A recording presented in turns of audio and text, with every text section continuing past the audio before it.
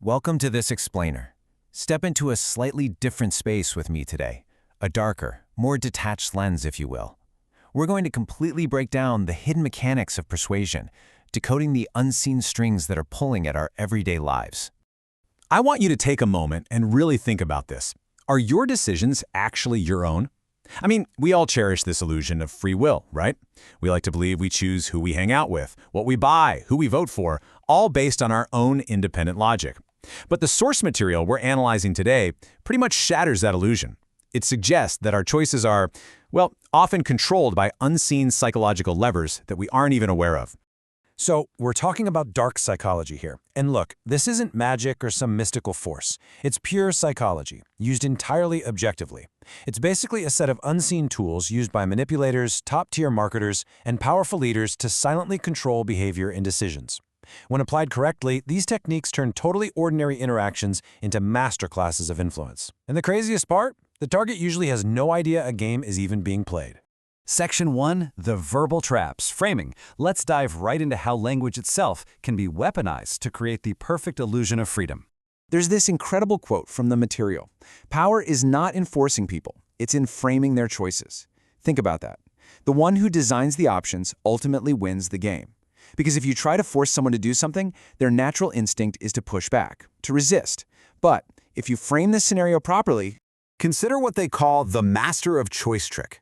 Think about a direct ask, like, let's go out. That gives the other person total freedom to just say no. But look at a framed choice, Pizza Hut or Domino's. Do you see what happened? The no option has been entirely erased from the menu. You aren't actually asking if they want to go out, you're just asking where they want to go. The reality is, people don't actually want full freedom. They want controlled freedom where their ego feels totally safe. They feel like they made the choice, but you completely control the outcome. Here's another really fascinating application of framing, often called the change your words tactic. A direct ask like, will you come with us, often triggers an automatic kind of lazy impulse to just say no. But listen to the framed choice. Do you have a problem coming with us? To say no to this, they literally have to admit they have a problem. So to protect their ego and seem, agreeable, they'll likely say, no, I don't have a problem. And just like that, their technical no has been flipped into a functional yes. Moving on to Section 2, the emotional traps, feeling over logic. We're shifting away from verbal framing now and diving deep into territory where manipulation completely bypasses the intellect. The sequence of an emotional hijack is simple but absolutely devastating. Step 1 is triggering a strong baseline emotion. We're talking fear, guilt, or immense pride. The exact second this happens, Step 2 initiates. The rational filters in the brain literally shut down. By Step 3, the target is making a decision purely on impulse. The sources point out how politicians use this sequence masterfully. Instead of presenting dry facts, they evoke fear or pride to capture votes, effortlessly bypassing the logical filters of the electorate. The absolutely crucial takeaway here is that people remember how you made them feel, not the logic you gave them. Once an emotion is hijacked, the manipulator basically holds the remote control to the target's brain. The decision gets made in a split second of emotion.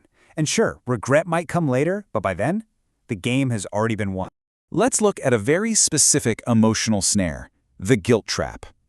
Say a friend keeps avoiding you.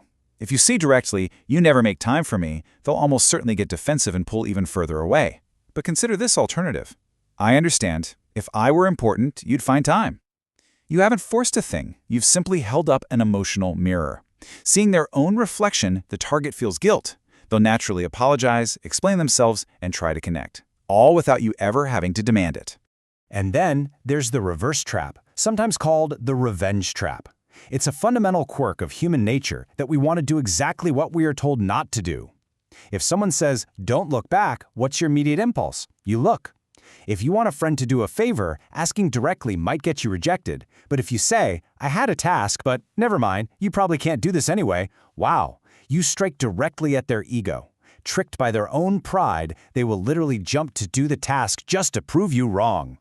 All right, Section 3, the behavioral traps, the ultimate power. We've covered words and we've covered emotions.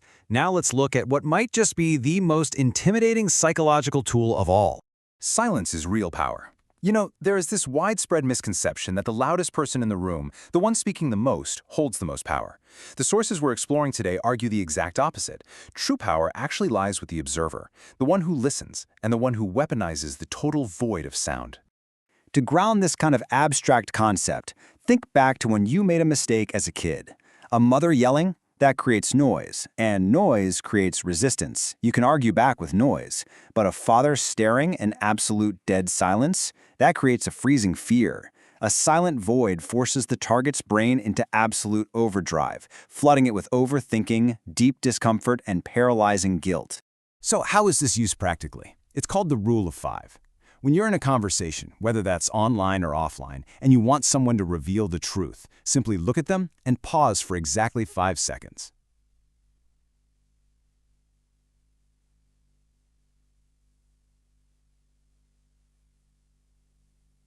Notice how uncomfortable that empty space felt just now? To fill that awkward void, a target will almost always spill their secrets, offering up way more information than they ever intended to, just to make the silence stop.